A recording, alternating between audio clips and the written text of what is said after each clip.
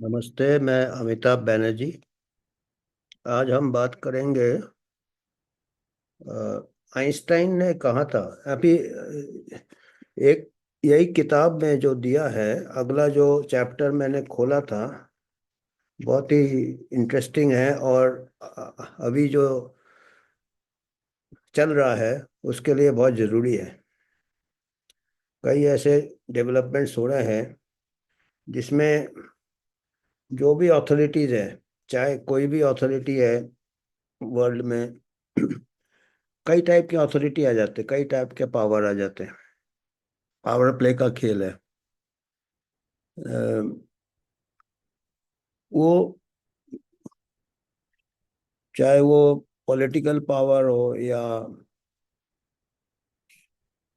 Science में, health में, जिसमें कि पावर प्ले नहीं होना चाहिए, जिसमें कि सच्चाई देखना चाहिए हमको। साइंस में ट्रूथ हम ढूंढते हैं, जिसमें भला हो, जनहित में। उसमें भी अथॉरिटीज आ गए हैं। अच्छी बात है, अथॉरिटी हो, एक्सपर्ट्स हो, वो अध्ययन करते हैं, उनका ये रहता है। पर खाली अथॉरिटी रख के और बाकी उम्मीद रखे कि बाकी सब उनका बात, अगर वो अथॉरिटी है उनको मानना है बाकी लोगों को, वो वाला जो एक कल्चर पहले से भी था पर अभी कुछ ज्यादा ही हो रहा है। जबकि अभी हमारे को पर्टिकुलरली जहाँ पे हमारे डेमोक्रेसी है वहाँ पे लोगों की आवाज को भी सुनना चाहिए। तो अथॉरिटी का जो है, अगर अथॉरिटी को आप क्वेश्चन नहीं करो तो काफी नुकसान हो सकता है।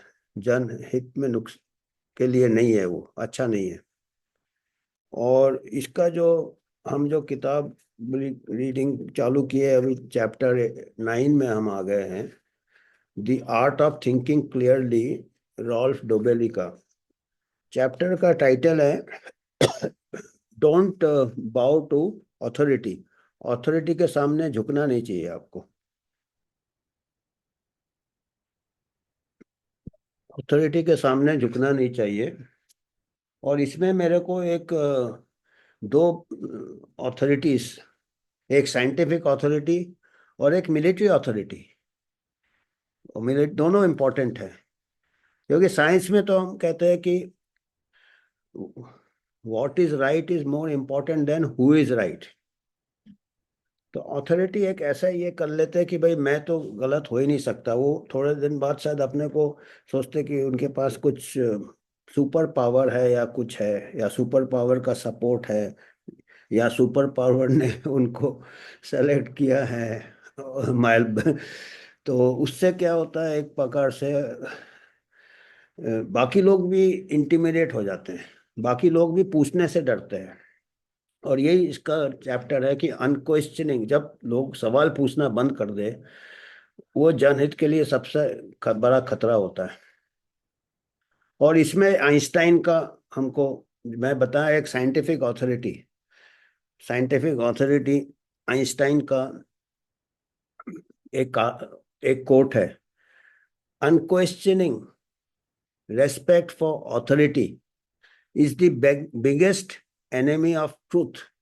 अनक्वेश्चनिंग मैंने बिगल बिगर कोई सवाल पूछे हुए आप किसी अथॉरिटी को, किसी अधिकारी या जो अथॉरिटी है को सम्मान दे रहे हो, या उसका बात को ब्लाइंडली ओबे कर रहे हो बिगर कोई सवाल पूछे, बिगर अपना कोई डाउट हो उसको पूछे, या उसको बोले कि सर इसमें हमको थोड़ा क्लियर नहीं लग रहा, या आप शायद ठीक से कुछ गलती कर रहे हैं, मतलब उसको चैलेंज नहीं कर रहे आप,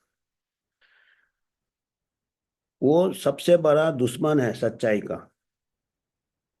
बिगर कोई सवाल किए हुए किसी अथॉरिटी का, किसी बड़े अहदे का, आपका अधिकारी हो या बड़ा साइंटिस्ट हो या आपका पॉलिटिशियन भी हो, लीडर भी हो, वो डेमोक्रेसी में वो हमको हमारे हित के लिए उनको चुना जाता है, खुद के हित के लिए नहीं। पर हम एक मेंटेलिटी है कि जो रूलर है हमसे सब इसीलिए डेमोक्रेसी को कहते हैं it is the best form of.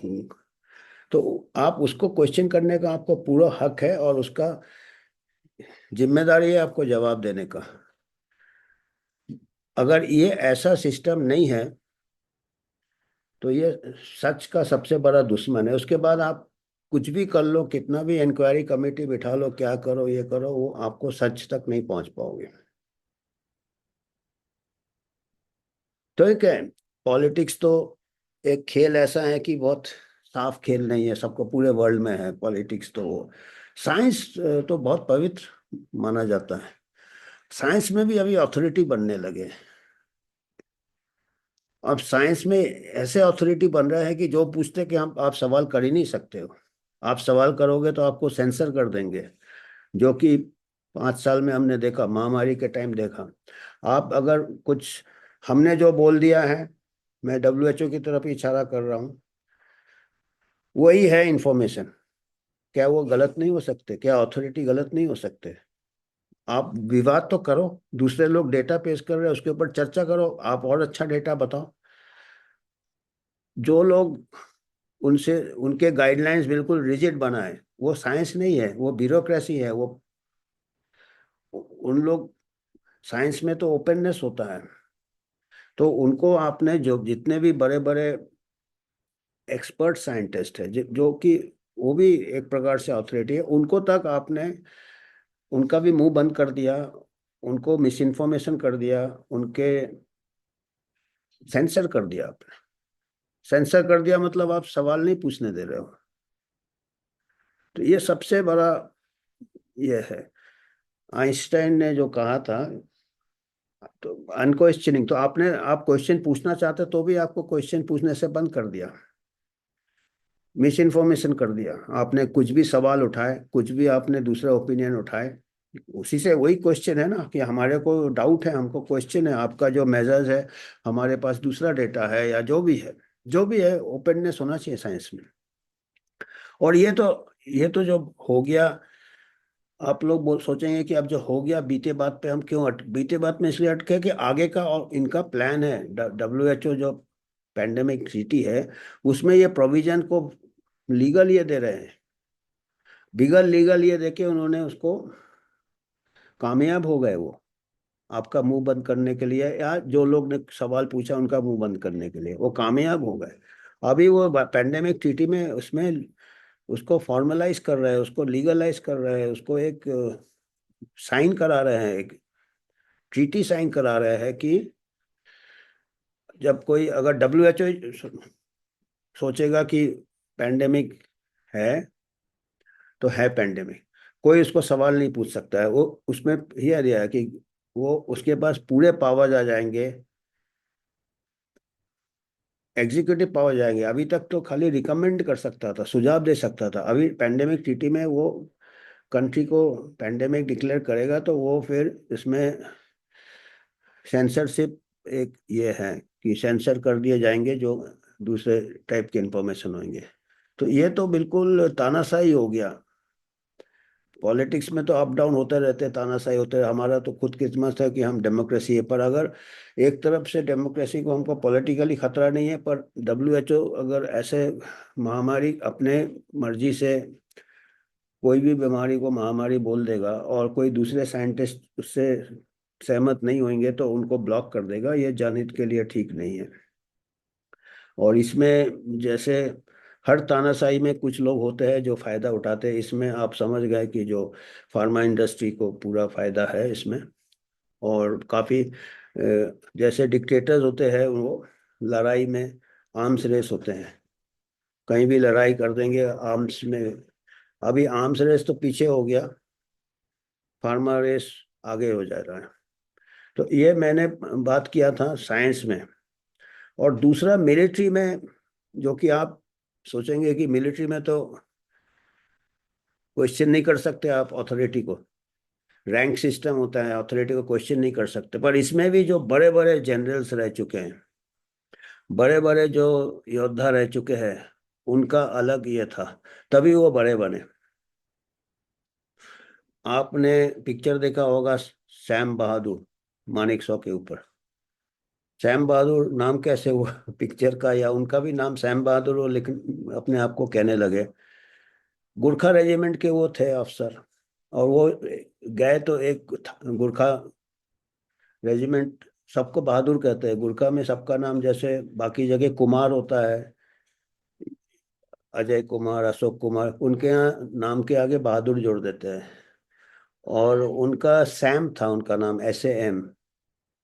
तो उन्होंने पूछा, एक कोई जवान से गए उनके बैरक में, सलूट किया कि मेरे को जानते हो, मेरा नाम जानते हो?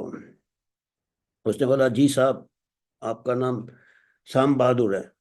तब से वो शाम बहादुर अपने आप को कहने लगे। देखिए ऑथोरिटी, एक आम सोल्जर का जो बात है उससे वो अपना नाम चेंज कर लिया। तो मतलब ऊंच नीच का नहीं था वो, अपने साथी को, सोल्जर को, जबकि बहुत फर्क था उनके रैंक में, तो वो फिर कामयाब है। इसके अलावा मैं अभी छोटा सा एक उनका इंटरव्यू देख रहा था, शाम बहादुर ही कहेंगे हम उनको। उनका इंटरव्यू देख रहा था जब 71 वॉर में हम जीत गए, और काफी प्रिजनर्स, पाकिस्तान सोल्जर्स को प्रिजनर ले लिया था, prisoner of war camp. India में कई जगह प्रिजनर ऑफ वॉर कैंप थे, और वहाँ बैरक वगैरह उनके लिए रहने का बंदोबस्त वगैरह किया था। तो वो प्रिजनर ऑफ वॉर कैंप में भी शाम बहादुर, सैम मानेकशॉ, जनरल सैम, वो जाते थे उनको देखने के लिए। वो उनको पूरे, कोई तकलीफ तो नहीं है, कोई ये तो नहीं है, वो गए। इंटरव्यू में बता रहे थे, उनका जो पाकिस्तानी सूबेदार मेजर था, जो ट्रुप्स के ऊपर रहता, ऑफिसर और जवानों के बीच में सूबेदार मेजर होता है, तो उनसे उनने रिसीव किया, सलूट किया। और सैम बहादुर ने पूछा, साहब सब ठीक है, आपको, जवानों को कोई तकलीफ तो नहीं है, खटमल तो नहीं है बिस्तर में? फिर मैं आपका ये देख सकता हूँ, लंगर जहाँ खाना बनता, मैं देख सकता हूँ साहब? बड़े इससे पूछा, मैं देख सकता हूँ, परमिशन लिया उनसे। देखिए वो प्रिजनर के सूबेदार साहब है। उन्होंने बोला हाँ साहब देखिए। फिर मैं खाना टेस्ट कर सकता हूँ? खाना टेस्ट किया। फिर बोला तकलीफ तो नहीं। फिर बोला कि मैं आपका ये देख सकता हूँ, टॉयलेट वगैरह, लैट्रीन देख, वहां तक गए। बोला हम उनके टॉयलेट में गए, वहां पे वो अ, भंगी जो स्वीपर्स थे वो साफ कर रहे थे, स्वीपर से हाथ मिलाया उन्होंने। बोला कोई तकलीफ है? फिर जब लौट रहे थे तो सूबेदार मेजर ने बोला, सर आपसे एक बात कहूँ मैं? बोला हाँ सर कहिए। बोला सर अभी हमको पता चला कि पाकिस्तान आर्मी हार क्यों गया इंडियन आर्मी से, क्योंकि हमारे अफसर कभी ऐसे नहीं पूछते हैं। तो ये लीडरशिप होता है, ऑथोरिटी होता है। कमजोर आदमी ऑथोरिटी का यूज करता है, जो साथ लेके चलता है, चाहे वो साइंटिस्ट हो, वो अपने जूनियर को मौका देता है खुलने का। अगर ये साइंटिस्ट जो अपने ऊपर इसको भरोसा नहीं है, वो बेचैन हो जाएगा अगर कोई जूनियर ने उससे सवाल पूछ लिया तो। और जो अच्छा साइंटिस्ट होता है उसको चाहता है नए आइडियाज, नए आइडियाज वैसे ही जूनियर लोगों से ही नए आइडियाज मिलते हैं।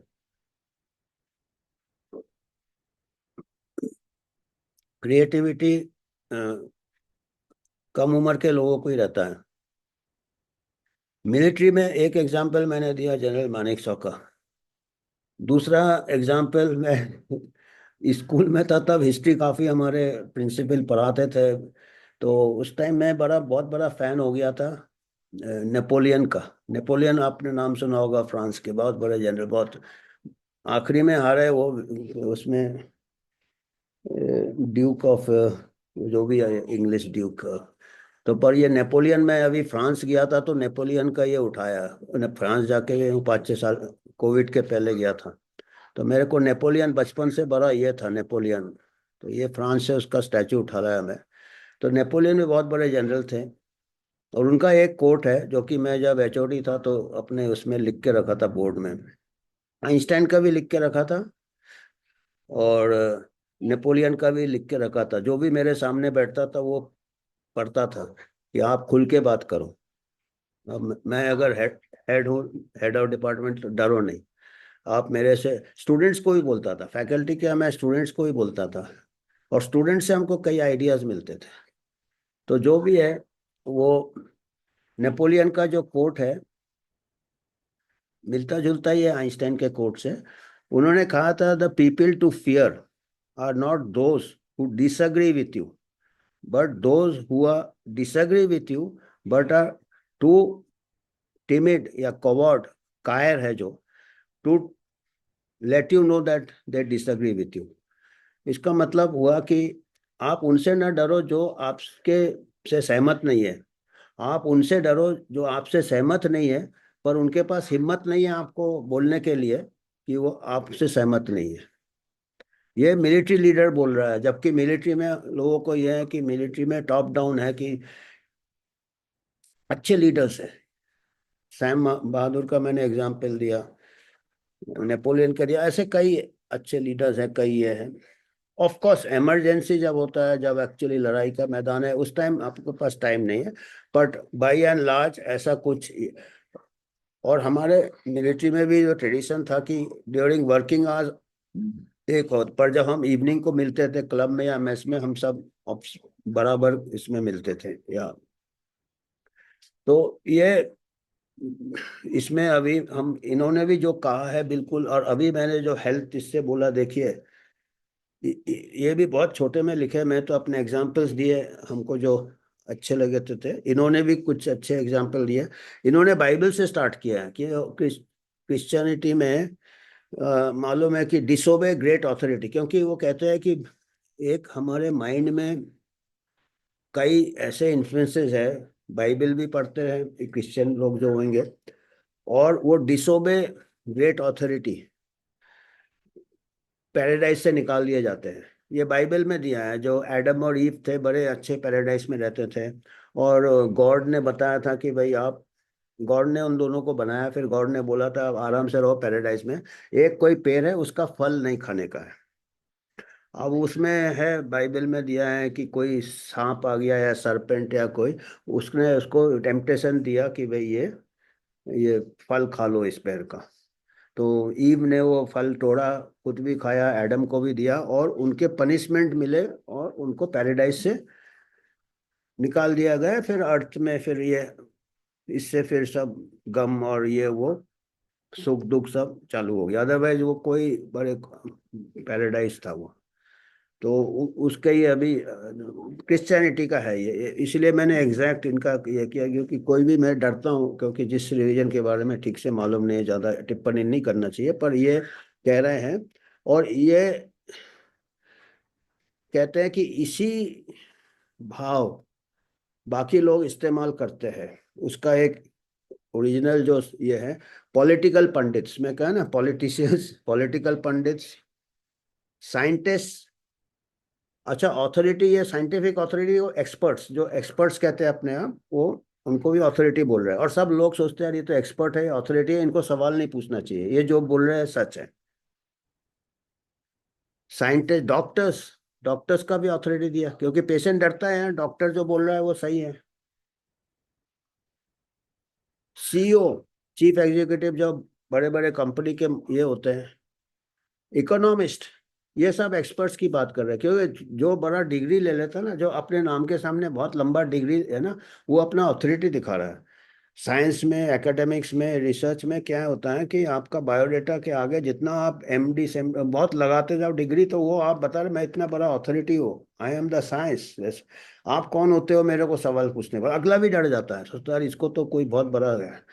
तो वो कहते हैं ऐसा नहीं है, आप अथॉरिटी को क्वेश्चन करो, चाहे वो पावरफुल है या कोई साइंटिस्ट है या इकोनॉमिस्ट है या government heads, head of government जो ब्यूरोक्रेट्स है, आईएएस वाले हमारे कितने ये रहते हैं आज, घमंडी रहते हैं।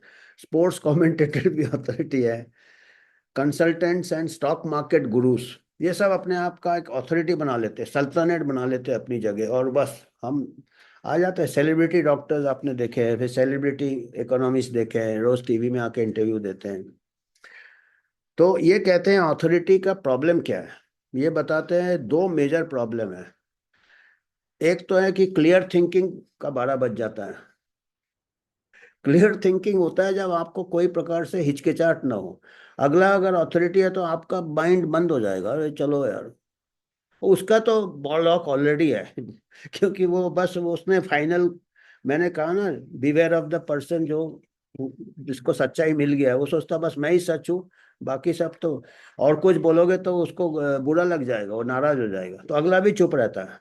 तो इससे क्लियर थिंकिंग दोनों का जाता है, अथॉरिटी का भी जाता है और पूरा टीम का चला जाता है। और उनका ट्रैक रिकॉर्ड भी इतना अच्छा नहीं होता कई बार, जो लोग ज्यादा अथॉरिटी दिखाते हैं, क्योंकि अच्छा होने से उनको अपने आप लोग उनको रेस्पेक्ट करें। वो कहते हैं कि इस दुनिया में, ये कह रहे हैं, अभी रियल वर्ल्ड एग्जांपल दे रहे हैं, इस दुनिया में 1 मिलियन इकोनॉमिस्ट है ट्रेंड, 1 मिलियन, एक के आगे 6 जीरो ऐड करो, and not one of them could accurately predict the timing of the 2008 financial crisis. बोला 1 मिलियन में से फाइनेंशियल क्राइसिस पूरा डाउन हो गया था, क्रैश हो गया था मार्केट्स 2008 को, कोई खाली 2 इकोनॉमिस्ट ने प्रिडिक्ट किया था, 1 मिलियन में से खाली 2 ने प्रिडिक्ट किया था। एक उसमें नाम दे रहे हैं नोरिल रूबिनी, नोरिल राउबिनी, और दूसरा दे रहे हैं नसीम निकोलस तालेब, वो तालेब आ ही जाता है, इनका दोस्त है तालेब, उसने प्रेडिक्ट किया था कहते हैं। पर तालेब से मेरे को शिकायत है कि वो पैंडेमिक में उसने गलत प्रेडिक्ट किया था, हालांकि हो सकता है उसने, उसका फील्ड नहीं है, पर नॉन एक्सपर्ट भी गलत करते। पर आप एक चीज में एक्सपर्ट है तो दूसरे में ये नहीं करना चाहिए ज्यादा, ये भी देखना चाहिए, ये भी सवाल करना चाहिए। अभी फिल्म स्टार लोग एक्टिंग में एक्सपर्ट होंगे, ऑस्कर मिला होगा या फिल्म फेयर अवार्ड, पर हर चीज में बोलेंगे कि कोई प्रोपेगेंडा में उनको इस्तेमाल करते, हेल्थ मैसेज दे रहे, ये दे रहे, तो वो भी गलत है ना। एक आप अथॉरिटी एक जगह हो तो दूसरे, तो ये कई ऐसे छोटे मोटे चीजें हैं जो आम आदमी को सवाल पूछना चाहिए कि आपका क्या है। आप अपने आप को अथॉरिटी कह रहे, चलो एक इसमें हो, दूसरे कोई फील्ड में आप बात कर रहे हो तो उसमें आपका क्या तजुर्बा है। तो वो कहते हैं never has a group of experts failed so spectacular, इतना फेल कभी नहीं हुए। और ये कह रहे थे story from the medical world, medical दुनिया में और बुरा हाल है कहते हैं, ये एक किताब बोल रहा है, अप टिल 1900, 1900 1930 तक it was wiser for patients to avoid doctors, क्योंकि उस टाइम तो बिल्कुल ही मेडिकल साइंस का कुछ था ही नहीं, मॉडर्न मेडिसिन का, एंड ट्रीटमेंट से और बीमार हो जाते थे।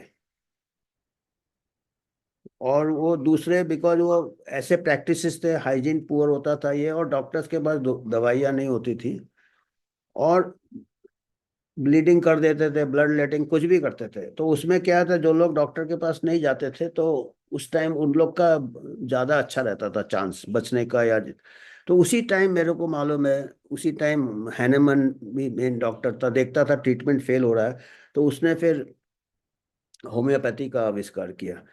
अब उसका भी काफी कंट्रोवर्सी आज तक है कि वो इतना डाइल्यूट, इतना डाइल्यूट, इतना डाइल्यूट कुछ रहता भी था कि नहीं, पर कम से कम कुदरत को मौका देखा देता था हील होने के लिए। कुदरत सबसे बड़ा ये है, डॉक्टर है, कुदरत, नेचर, टाइम और पेशेंस। तो ये तीन चीज से 90% बीमारियां ठीक हो जाती हैं, तो कोई भी दवाई चल जाता है चाहे वो। पर जो उस टाइम मॉडर्न मेडिसिन था, सो कॉल्ड मॉडर्न मेडिसिन, या एलोपैथी कहता था वो, हैनीमन ने वर्ड यूज किया था एलोपैथी, उससे ज्यादा लोग मर जाते थे क्योंकि ट्रीटमेंट। उसके बाद साइंस में डेवलपमेंट हुआ 1930 के बाद, 1947 जब से एंटीबायोटिक्स आए, कुछ वैक्सीन आए। पर अभी घूम फिर के अभी और वही दिन फिर से आ रहे हैं। अभी क्या है, ओवर मेडिकेशन हो रहा है, एक्सट्रीम में जा रहे हैं, तो अभी डॉक्टर का फिर प्रॉब्लम हो गया। अभी हम उसी दिन टाइम में आ रहे हैं, संतुलन खो रहा है हमारा, क्योंकि मार्केटिंग से, प्रॉफिटियरिंग से। वैक्सीन भी, लिमिटेड वैक्सीन ने कई अच्छे काम किए हैं, जैसे स्मॉल पॉक्स इरेडिकेट हो गया, पर हर बीमारी स्मॉल पॉक्स नहीं होता। स्मॉल पॉक्स में 30% लोग मर जाते थे, बाकी दाग हो जाते थे, अंधे हो जाते थे, तो बहुत हाई था। उसमें वैक्सीन भी थोड़ा साइड इफेक्ट ज्यादा था स्मॉल पॉक्स का, 1 2%। पर जब 30% के साथ हम करेंगे तो उसमें रिस्क बेनिफिट होता है। पर हल्के बीमारियों के लिए वैक्सीन में जमता नहीं है, हर बीमारी के लिए वैक्सीन जमता नहीं है, पर अभी वो वैसे ही हो रहा है। तो उससे फिर अभी देखा जा रहा है कि नेचर को मौका दिया जाए तो ये अथॉरिटीज हर जगह आ रहे हैं ना। डॉक्टर अभी स्पेशलाइजेशन कर रहे हैं। पहले एक डॉक्टर होता था तो वो उसको सभी थोड़ा थोड़ा करता, बाकी नेचर पे छोड़ता था। और मिनी आजकल हर इसमें फिर बहुत सारे अथॉरिटीज हो गए। अभी एक बॉडी में क्या हो गया कि कई लाइन ऑफ कंट्रोल हो गए। मतलब आप सोचो कि आप एक डिस्प्यूटेड टेरिटरी हो गए। होता है, मैं बोला मेडिकल में, वो बोलता है एनटी मेरा भी थायराइड है, जनरल सर्जन बोला थायराइड है, फिर कोई एंडो तो एक ऑर्गन के लिए झगड़ा होता है, ये मेरा एरिया है, ये मेरा एरिया है। तो बैटलफील्ड बन गया है ह्यूमन बॉडी। अभी कंपटीशन इतना ज्यादा हो गया, स्पेशलिस्ट हॉस्पिटल उसको आएंगे तो हिचमता नहीं होता है। अभी एक सर्जन होता था मेरे तो, कई सर्जन के साथ मैंने काम किया। तो मैंने एनेस्थीसिया में था, एक जनरल सर्जन सब कुछ कर लेता था। मैं तो रिमोट एरिया में भी था आर्म फोर्सेज में, वहाँ एक जनरल सर्जन होता था, न्यूरो सर्जरी को भी करते हुए देखा, सक्सेसफुल बुलेट इंजरी ये वो इमरजेंसी में। फिर उसका पूरा एब्डोमेन कर लेता था सर्जरी, प्रोस्टेट कर लेता था, ये कर लेता, सब एक जनरल सर्जन। अभी उसके पास कुछ एरिया ही नहीं है। वो न्यूरो सर्जन ले गया तो फिर वो गैस्ट्रोएंटरो जीआई सर्जन हो गया, अपेंडिक्स पे वो करेगा, तो ये करेगा, सब कुछ अलग अलग सर्जरी हो गए। तो हालांकि कुछ कुछ इसमें डेफिनेटली जरूरत है। जो मेडिकल टेक्नोलॉजी बहुत एडवांस हो रहा है, पर जितना जरूरत है मेरे को लगता है उससे ज्यादा तो नहीं हो रहे हैं कहीं इसके ऊपर कहीं। क्योंकि मेडिकल एजुकेशन भी ये बन गया है, एक बिजनेस बन गया है। क्योंकि जितने ज़्यादा स्पेशलाइज उतने ज़्यादा सीट्स होंगे, उतने ज़्यादा सीट्स होंगे तो उतने ज़्यादा फीस होंगे। और फिर डॉक्टर्स का भी जितना वो क्वालिफिकेशन करेगा उतने, और फिर पेशेंट्स भी मिसगाइड हो जाते हैं। वो सोचते हैं बस इसी के पास सीधा जाओ, जबकि अगर जनरल फिजिशियन के पास जाओगे उसको मालूम है कि किसके पास भेजना है। तो ये अभी बहुत बड़ा क्योटिक हो गया। मैं बोला ना, पूरा बॉडी हमारा डिस्प्यूटेड टेरिटरी हो गया है। तो इसमें सोचना है, मतलब है डेफिनेटली मेडिकल एडवांसेस बहुत ज़्यादा हुए हैं, ऐसी बात नहीं है, पर उसमें ज़रूरत पड़ते हैं। पर स्क्रीन होके जाना चाहिए। जब जनरल सर्जन से नहीं बनता है, कुछ और एक्सपर्टीज चाहिए होता तब उसको पर अभी तो सीधा जाते हैं, सीधा सुपर स्पेशलिस्ट। तो ठीक है, फिर अथॉरिटी का जो दिया है, एक कैसे आम लोग अथॉरिटी से प्रभावित हो जाते हैं और सवाल बिल्कुल नहीं पूछते हैं। उन्होंने एक एग्जाम्पल दिया है। एक साइकोलॉजिस्ट है, साइकोलॉजिस्ट ने उसका नाम दिया है स्टैनली मिलग्राम। स्टैनली मिलग्राम ने ऑथोरिटी बायस, पहले हमने कंफर्मेशन बायस बोला था, ये ऑथोरिटी बायस। ऑथोरिटी बायस मैंने ऑथोरिटी का ऊपर जो आपका भावना होता है कि ये गलत नहीं हो सकता, उससे कितना हम सच्चाई से किनारे चले जाते हैं। उसने 1961 में एक एक्सपेरिमेंट किया था। उसने क्या किया था, उसके जितने पार्टिसिपेंट्स थे इस एक्सपेरिमेंट में जिन्होंने भाग लिया था, उनको बोला था कि आपको एक इलेक्ट्रिक शॉक देना है, एक बटन दबाना है और अलग अलग ग्रेड का इलेक्ट्रिक का शॉक देना है, इलेक्ट्रिक करंट। और एक कोई कांच का ये था पार्टीशन, उसके दूसरे तरफ एक कोई बैठाया था किसी को, उसको कनेक्टेड था, इलेक्ट्रिकली कनेक्टेड था इस तरफ से, कांच के इस तरफ। तो उसको कहा था कि आप 15 वोल्ट से चालू करो, और उसके बाद 30 वोल्ट दो, उसके बाद 45 वोल्ट दो। हाँ, उसने पहले 15, उसके बाद बढ़ाते जाओ volt, and maximum lethal dose हो जाता उसमें 450 वोल्ट। 450 वोल्ट को किसी को इलेक्ट्रिक करंट मिलेगा तो वो बचेगा नहीं। तो ये स्टेज में वो बता रहा था इसको, अलग अलग पार्टिसिपेंट्स को बिठाया और बोला उस आप करंट बढ़ाते जाओ, मैं एक्सपेरिमेंट कर रहा हूँ। और उसने क्या किया, अगले जहाँ जिसको बैठाया था, जिसको करंट मिल रहा था, एक कोई एक्टर को बिठाया था उसने। वो ये करता था, अरे शॉक लगने से जैसे ऐसे ऐसे एक्टिंग करता था कि उसको इलेक्ट्रिक शॉक लग रहा है। हम्म।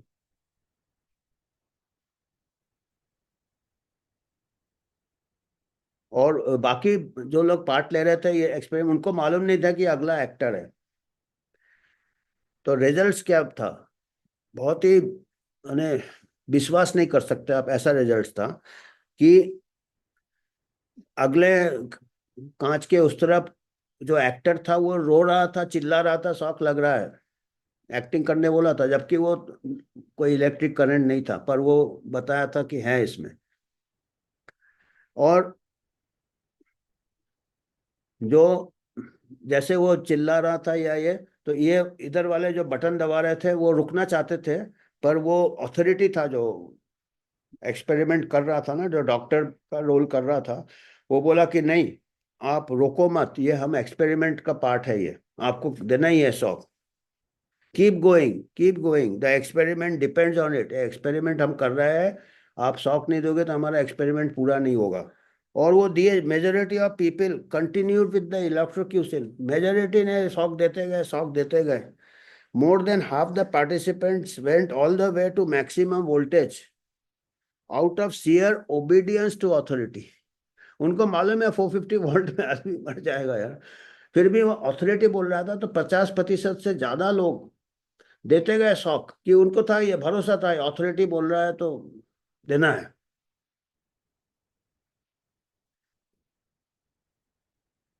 तो ऐसा एक एक्सपेरिमेंट करके बताया कि अथॉरिटी का कितना इन्फ्लुएंस हो जाता है। ऐसे में हो रहा है। और अभी वो काफी नहीं है डब्ल्यूएचओ के लिए, वो देखिए बिगर ट्रीटी का पूरा इन्फ्लुएंस कर दिया, पूरे वर्ल्ड को इन्फ्लुएंस कर दिया, सबको डरा दिया। अथॉरिटी बोल रहा है भाई बहुत भयंकर बीमारी है, क्यामत आ जाएगा। नील फर्गूसन बोल रहा है, कोई यूनिवर्सिटी लंदन में, बहुत बड़ा अथॉरिटी है, कि यहाँ लॉकडाउन कर दे। कोई ने नहीं क्वेश्चन किया, अभी भी यदि क्वेश्चन कर, हमारे देश में तो कोई कर ही नहीं रहा, बाकी तो सीनेट हियरिंग चल रहा है, पर देखो कितना हो रहा, सब दबा दिए जा रहे हैं, अथॉरिटी सब, आई एम द साइंस चल रहा है। तो ये कह रहे हैं कि एयरलाइंस ने क्या किया, एयरलाइंस में भी ये देखिए, एयरलाइन एक्सीडेंट्स बहुत खतरनाक होते हैं। तो एयरलाइन ने इसको हटाने का पूरा ये बनाया है प्रोटोकॉल, ऑथोरिटी बायस, जितने भी एयरलाइंस हैं उन्होंने हटाए हैं। पहले जमाने में जो कैप्टन किंग होता था, पायलट जो होता था, जो मेन पायलट होता था वो कैप्टन होता था, दूसरा कोई सवाल नहीं कर सकता था उसको, पर अभी वो चेंज किया है, उसके कमांड पहले फाइनल होते थे, कोई डाउट ना करे। तो अभी चेंज कर दिया, अभी बता कि अगर को पायलट ओवरसाइट देखें, कोई गलती देखे को पायलट, पहले जमाने में वो को पायलट का हिम्मत नहीं होता बताने को कैप्टन को आप गलत हो। तो अभी चेंज कर दिया है, every airline has instituted crew resource management, एक उन्होंने सिस्टम बनाया कि which coaches pilots and the crews to discuss any reservation they have openly and quickly. उसमें बताया कि जितने भी एयरलाइंस के क्रू होते हैं, स्टाफ होते हैं हवाई जहाज में, कोई भी बोल सकता है पायलट को कि कुछ चीज छूट रहा है, तो ऐसा बनाया है उन्होंने। डीप्रोग्राम, ऑथोरिटी बायस को डीप्रोग्राम कर दिया, जो दिमाग में बैठा है ना, भाई वो भी इंसान है, उससे भी गलती हो सकता है। और अभी हमने देख सुना है कि अभी को पायलट चलाता है और जो कैप्टन है वो देखता है, तो अच्छा है अगर को पायलट को पूरा कंट्रोल देता है, जो जूनियर है वो पूरा करता है, तो ऊपर वाला वो वो भी हिचक नहीं रहेगा कि कुछ गलती कर रहा है तो। सो ये इन्होंने किया, जो crew resource management has contributed more to flight safety in the past 20 years than any technical advances. कितना भी टेक्निकल एडवांस हो, ये जब से किया है, ये सबसे ज्यादा सेफ्टी बढ़ गया, ये कह रहे हैं। और मैंने एक पहले पढ़ा था कहीं कोई दूसरे किताब में कि जो जो कम्युनिटी में ये है, ऊंच नीच का है, हायरकी है, और ऑथोरेटिव सोसाइटीज है, जिसको कहते हैं पेट्रियर्कल सोसाइटीज, वहाँ पे ज़्यादा होते थे इस टाइप के एक्सीडेंट्स, कि पायलट को कोई बोल नहीं सकता है। तो हो सकता है कि अभी मैं कहीं पढ़ा था कि अभी को पायलट चलाता है पूरा ऑपरेशन, और मेन पायलट सुपरवाइज करता है, तो हो सकता है। तो ये अभी डेफिनेटली देखिए, कई एयरक्राफ्ट तो बहुत सीरियस होता है, और सबका जान इस खतरे में रहता है, तो इसमें चेंज किया। पर मेडिकल इसमें भी बहुत जाने जाती है, पता नहीं चलता है। गलत कुछ प्रोडक्ट बन गया है, बन गया, इधर उधर उधर जाके फैल जाएगा। जो भी दुर्घटना होंगे, दुष्प्रभाव पता नहीं चलता, डेथ भी हो जाते हैं कई ऐसे इंटरवेंशन से। तो इसीलिए पता नहीं चलता है। पर इक्वली ये है। और अभी भी ऐसा आप देख रहे हैं कि कई ऐसे अथॉरिटी, इतना स्ट्रांग अथॉरिटी बायस है कि डेटा बता रहा है कि कुछ दुष्प्रभाव हो रहा है, पर कोई अथॉरिटी मानने को तैयार नहीं है। लोग भी चुप है, लोग सोचते हो सकता है अथॉरिटी, और डॉक्टर कम्युनिटी भी चुप है।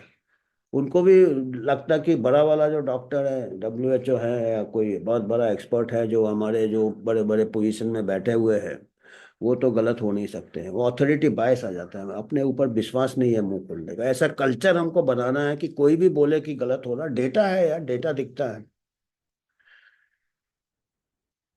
Many companies are light years from this sort of foresight. देखिए जैसे एयरलाइंस में है, ऐसे बोला बहुत कंपनी बहुत पीछे है इसके। एयरलाइंस में तो सभी जाते हैं ना, वो तो इसीलिए थोड़ा ये रहता है, VIP भी बैठते हैं हवाई जहाज में, और इकट्ठे पता चल जाता, छुपता नहीं है। अभी तो छुपा देते हैं, मॉडल बना देते हैं, इतने जाने बच गई है, जबकि जाने शायद जा रही होगी अगर एक्चुअली डेटा देखो तो, क्योंकि वो सिस्टम ही नहीं बनाया हमको एडवर्स इवेंट्स मॉनिटरिंग का। एक तरफा बनाया सिस्टम, अच्छा सिस्टम नहीं बनाया। यहाँ पे तो खैर बहुत ही बुरा हाल है, पर बाकी कंट्रीज में भी 90% एडवर्स इवेंट्स का रिकॉर्डिंग होता ही नहीं है, वॉलंटरी रिकॉर्डिंग जो है। Many companies, authorities crave recognition, authority को रिकॉग्निशन चाहिए, and constantly find ways to reinforce the status. अपना स्टेटस कैसे बढ़ाए, बढ़ाते रहते हैं। Doctors and researchers sport white quotes.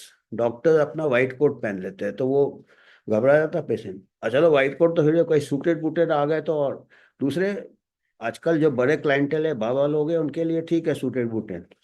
पर आम हमारे जो पेशेंट्स है वो घबरा जाते हैं, डॉक्टर तो सही बोलेगा ही, टाई वाई पहन के आ जाओ। एक पिक्चर मैंने देखा था, नाना पाटेकर और ऋषि कपूर का, हम दोनों, उसमें वो टाई पहना रहता नाना पाटेकर और कुछ फेंकता रहता। तो ऋषि कपूर बोलता, भैया तुम जो बोल रहे हो ये सच बोल रहे हो क्या? फिर बोलता, कोई टाई पहन के झूठ बोलता है क्या? वो देखिए ना, अपने कपड़े से भी आप ऑथोरिटी दिखा सकते हो। और इसीलिए आज मैंने स्टार्टिंग में डॉक्टर प्रोफेसर नहीं बोला, मैं अमिताभ बनर्जी, आम आदमी है, आम आदमी हम बात करो, तो अब खुल के बात कर सकते हैं। तो ऐसे। और bank director suits and ties, bank के जो डायरेक्टर टाई सूट पहनते हैं, कोई टाई पहन के कोई जूट, किंग अपना ऊपर वो पहन लेता है, मुकुट पहन लेगा। मेंबर्स ऑफ मिलिट्री का रैंक वैंक रहता है। तो रैंक वैंक होने के बाद भी सैम मानेकशॉ, नेपोलियन वगैरह उनके बैरक में जाते थे, उनसे बात करते थे और खुला छूट देते थे ओपन डिस्कशन के लिए। उसको लीडरशिप कहते हैं। पर कई अथॉरिटी सोचते हैं हम जितना गब्बर सिंह जैसे जो डर गया, डरा के रखेंगे, तो वो डेकोइटी है, अथॉरिटी नहीं है, वो लीडरशिप भी नहीं है। और अभी क्या है कि अभी और ऐसे निशानी बढ़े जा रहे हैं अथॉरिटी के। क्या करते हैं, digit signal expertise, talk show में आ जाते हैं। लोग टॉक शो में आते हैं, टीवी में आते हैं, तो वो देखो यार ये टेट टॉक, ये टॉक, वो टॉक। भाई टेट टॉक एट टॉक भी सब पेड होते हैं, मैं बता दूं, आजकल वो भी एक बिजनेस मॉडल बन गया। मेरे को आया था पिछले कुछ महीने पहले कि सर आप उधर में आपका टेट टॉक करेंगे दिल्ली वैली में, आपका सब बंदोबस्त कर।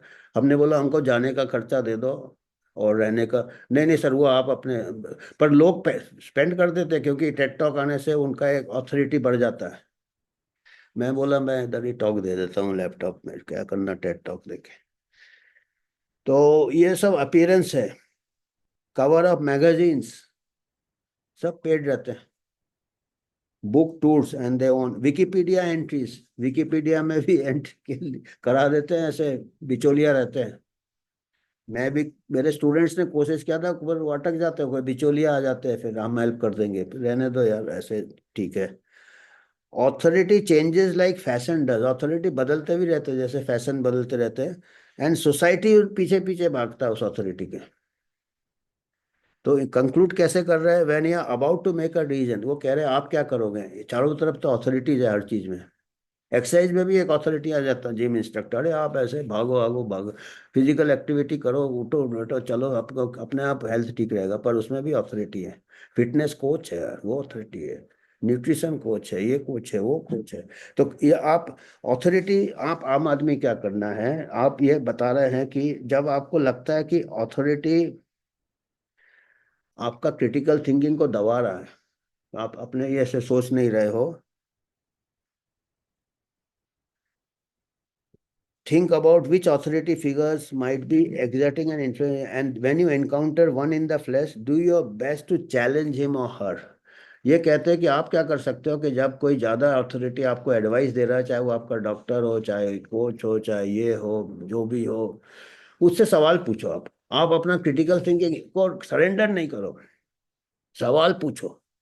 और जो अच्छा डॉक्टर होगा, जो अच्छा ये होगा, वो आपका सवाल का जवाब देगा जो आपको ठीक लगेगा, कन्विंस हो जाएंगे आप। पार्टनरशिप है ये, ऊंच नीच का नहीं, एक लेवल का पार्टनरशिप है। अगर वो कई डॉक्टर कुड़ जाता है तो वो अथॉरिटी है, नॉलेज नहीं है उसको, उसको अंडरस्टैंडिंग नहीं है। उनको आधे डॉक्टर्स को तो साइड इफेक्ट्स नहीं मालूम होते ड्रग्स के, दिए जाते हैं क्योंकि फार्मा कंपनी दे दी है, उनसे पूछो।